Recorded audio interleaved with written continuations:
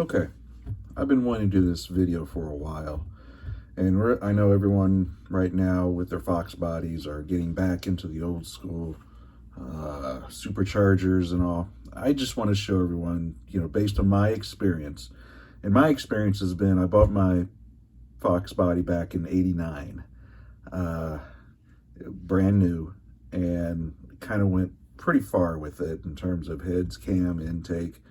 And I was brand loyal to Vortech for a while. I had the A trim, the S trim. I currently have a T trim on my Celine, and I had a YS trim before. So I pretty much have had a lot of the family. But what I wanted to talk about in this video is people that get the baseline supercharger, the either an SI trim, or even if you were to buy an S trim, that a used one. People don't know how to tune these things. They're just going to bring to someone and just say, hey, can you tune my car? What I want to show in this video is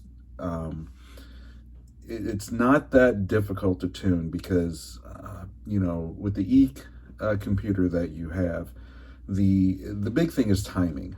Of course, I could do another video on fuel, but fuel's not that bad as long as you have adequate pressure, which means a big pump. And if you don't go too crazy, your stock lines should be fine. You should have at least maybe 42-pound injectors and a good mass air meter. You should be fine on the fuel, and a good regulator that'll do 1-to-1 in terms of boost, in terms of raising the fuel pressure. So fuel, you should be okay on, as long as you don't put 19-pounders in there and think the FMU is gonna get you up to 500 and plus horsepower. Which, like I said, that's another video. What I want to focus right now is on timing, because a lot of people really don't know what's going on. Don't forget, with the computer, it's not a new one, so there is no knock sensors in there. So it'll keep doing, and if your car is pinging up a storm, it can't hear that, and it won't react to it. So what I wanted to show here was what I did back in the day. It's almost like old school type tuning. Let me get back here real quick, and really I've done it off a spreadsheet. This right here normally comes with your kit. This is the Boost Timing Master that people normally just throw away. They don't understand. And people, when they sell their kit used, they normally include this, because really this is not a hotter spark.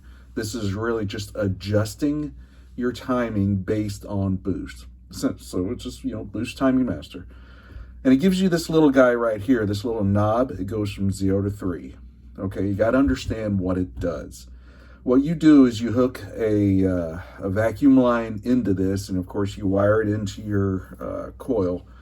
And that's not that difficult, but the settings right here, what it does is it reads boost, and then it retards timing based on your setting right here. Okay, so what you don't want to do, of course, is bolt on a supercharger, put your 275 pulley on there on your S trim and just go nuts without considering your timing, because with your timing on your 9A computer, you will have, if this thing comes up, come on, there it is.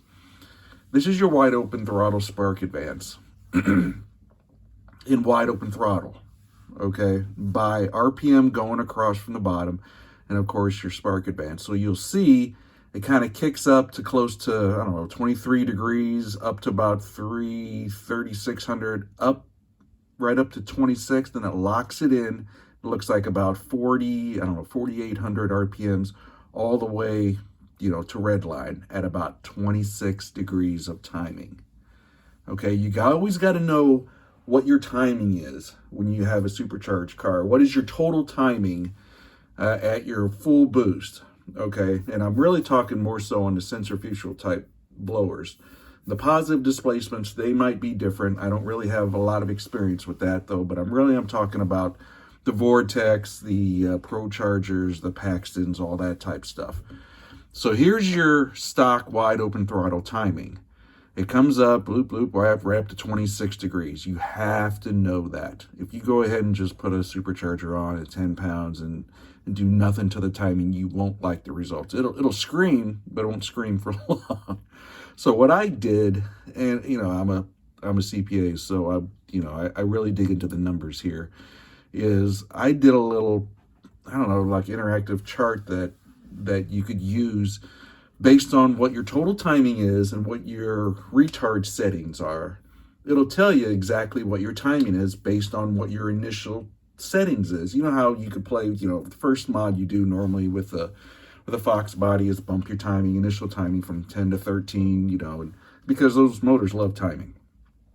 And how this thing works right here is, of course, you input the maximum pounds of boost. So if you know that, okay, I put, I don't know, call it 285, 275 blower pulley on there with a 687 crank, you're probably going to get 10 pounds of boost. Whether you have a, GT40 intake, big intake, with a stock intake, you might see a little bit more, who knows.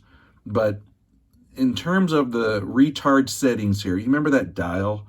It went from 0 all the way to 3. Okay, what it does is whatever pound of boost it sees, it multiplies that by your settings here, and that's your retard. Okay, so you think about it. If you have, let's go back to this this guy right here, which, come on, there it is. So whatever the knob's at here, however much boost it sees, it multiplies it by either by 1, right in the middle is 1.5, 2, or 3.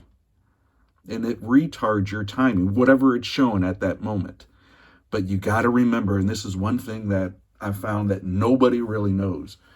With the MSD, this tops out at 15 degrees boost retard. It just maxes it right there. Don't think you're going to get another, anything above 15. So if you come back to my spreadsheet here, you'll see, okay, if I have 0 setting and my initial timing's at 10 degrees, what am I going to see at 10 pounds of boost? Yeah, you're going to see 26 degrees of timing because there's no retard. If I move it over to 0.5 and I still have my initial timing at 10, I haven't bumped it all the way up to 16, even though you can see this here. I'm going to get maximum timing of 21 degrees. Because you think about it, 10 pounds of boost times 0.5 is 5 degrees. 5 degrees minus a total of 26 is 21. Are you comfortable with 21 degrees worth of total timing going at 10 pounds of boost? Well, I might if I had race gas in there, if I have a real good meth kit or something. But, okay, maybe I don't. I'm just running pump gas. What do I want to show? If I go ahead and put it on 3 right now and 10 pounds of boost, I would only see 11 degrees of total timing. Which you're like, 11 degrees, well, that's not much. No, it's not. People like to, just put this knob right on 3 and say, well, I'm conservative. Well, don't forget, it's only going to top out at 15 degrees. Okay, let's go ahead and say you bumped up your initial timing to 13. And if you have a 3 setting, now your total timing is going to be 14. Okay, 14. If you had 87, octane gas in there, that might be too much. Who knows?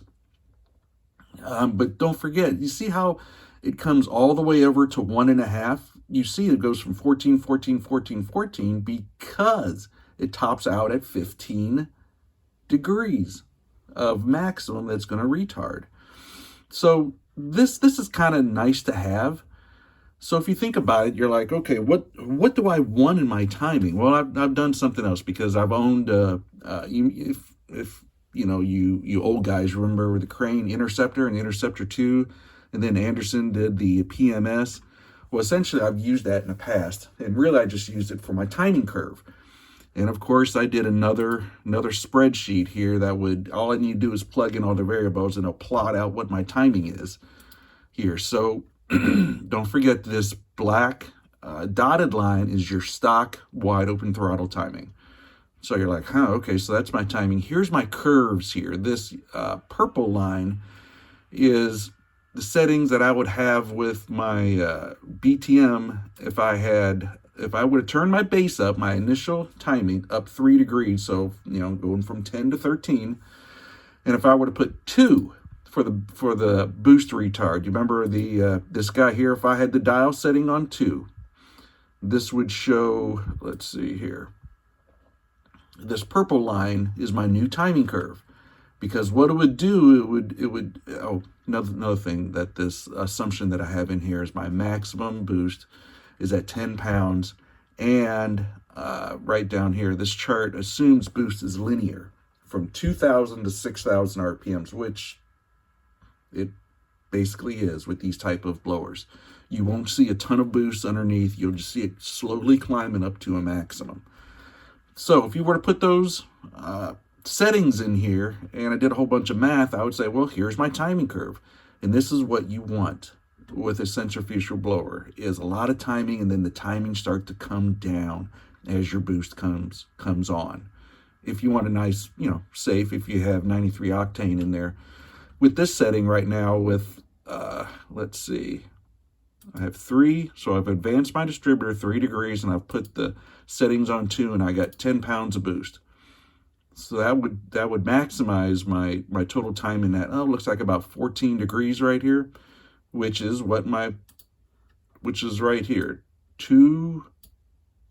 And if I had 13 degrees, it would be 13 here, so it would be right there at the 14. Yep, that's correct. Oops, let me go back to here.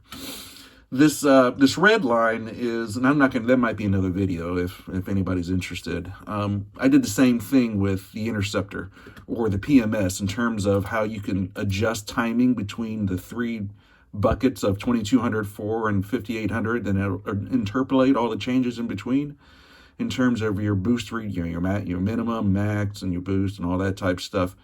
This was essentially the timing curve that I had in my car. Okay, I really had it coming down. I had a lot of timing because these cars love timing. And really at about 22, 24, 28, 3 grand, these things, it would really come out of the hole great. But here's my timing coming out. If I never touched my curve, it would be that black dotted line here. But this is what I did. I kicked up my timing a lot, but as boost was coming on, my timing was coming down to about, maybe about 15 degrees. And I would normally run just, 93 pump gas through there. Except maybe when I really wanted to push it, and maybe I'd put a little, a gallon or 2 of race gas in there to help out. But I just wanted to show everyone that, you can have a pretty good timing curve with the Boost Timing Master that comes with your kit. You just got to know exactly what goes on with it. And, my recommendation, I'm not a tuner or anything. I've just had a lot of experience with the Foxbodies and a supercharger. That if you go, roughly 1, if you're on the street, maybe you can go 2. If you bump your timing up to 13, if you go to 2, okay, so 14 degrees of total timing. That's not too bad. That's not too bad. It'll scream pretty good. But when you go to the track and you really want some results, that's when you start dialing this thing back. And I've had it on, 1 and 0.5 before, back when I was just using that tool. At 13, I'd have 19. This was kind of my range here, that 18, 19, 23, and 24. That's when, I had race gas in it and really hammered it. And it was fun. The best pass I went with my 89, which had just, the heads were just ported stock ones. The cam was a Crane 2031, if anybody remembers that one.